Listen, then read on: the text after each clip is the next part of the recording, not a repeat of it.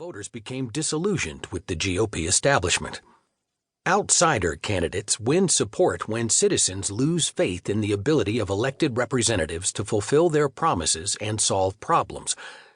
Trump campaigned as someone untainted by responsibility for Washington's stalemates, claiming his alleged business success meant he could cut through legislative obstacles the way Alexander the Great had undone the mythical Gordian knot with the single stroke of his sword. The single most important reason that the United States ended up with an anti-party president, one who, upon accepting the nomination of his party, proudly proclaimed, "I alone can fix it," is the collapse of Republican leadership in the House and Senate. That was the straw that broke the elephant's back. It was unlike any break the party had experienced in over a century. This was not the doing of inept or unqualified leaders.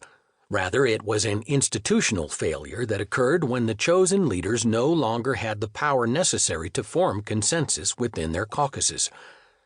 Someone as ill-prepared and improbable as Trump could only win the GOP nomination because the party had already cracked up into uncompromising groups with incompatible demands and had alienated so many of its voters that no Republican leader or politician had the credibility to exploit Trump's record of broken promises, betrayals, and shady deals.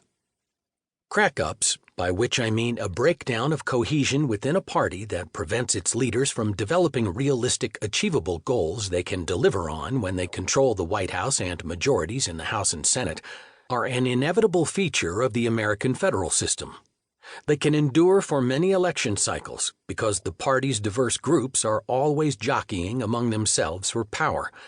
There will always be conflicts between voting blocs, donors, and party elites that make it hard for a party to compete well enough to win the presidency and legislative majorities.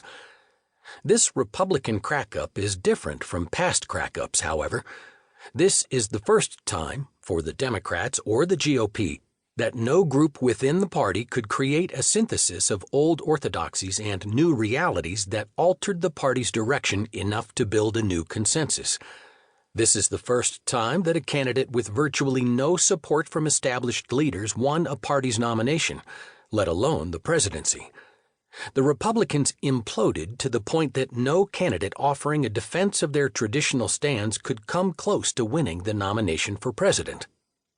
I want to make it clear from the start that this crackup is not a one-time failure of the Republican Party.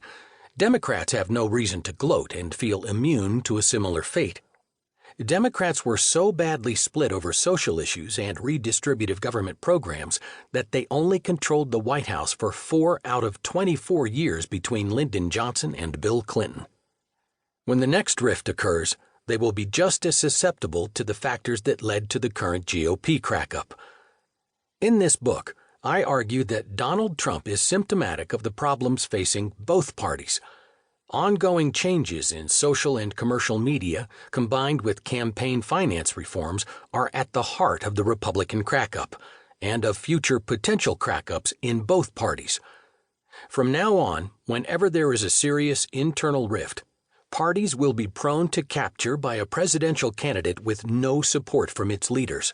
Unless major reforms occur, both parties are vulnerable to legislative factions big enough to block compromise, but too small in numbers or extreme in their demands to develop realistic policies that could garner majority support within the party.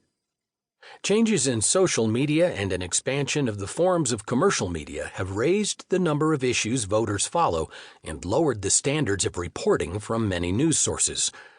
These changes make it easier for individual politicians to find audiences and build personal reputations at odds with their party's brand. In the 1960s, the main way for a senator to get a national television audience was by chairing a hearing so important that people tuned in. That gave party leaders control over national exposure. A senator had to earn respect and trust before being selected. Today, it often seems that there are as many channels and programs as there are politicians in Washington. In 2008, the political consultant Ed Rollins observed how easy it was to start a campaign without ever becoming a serious candidate with serious solutions. All one had to do to raise several $1 million was go on television and say something outrageous, throw a hand grenade.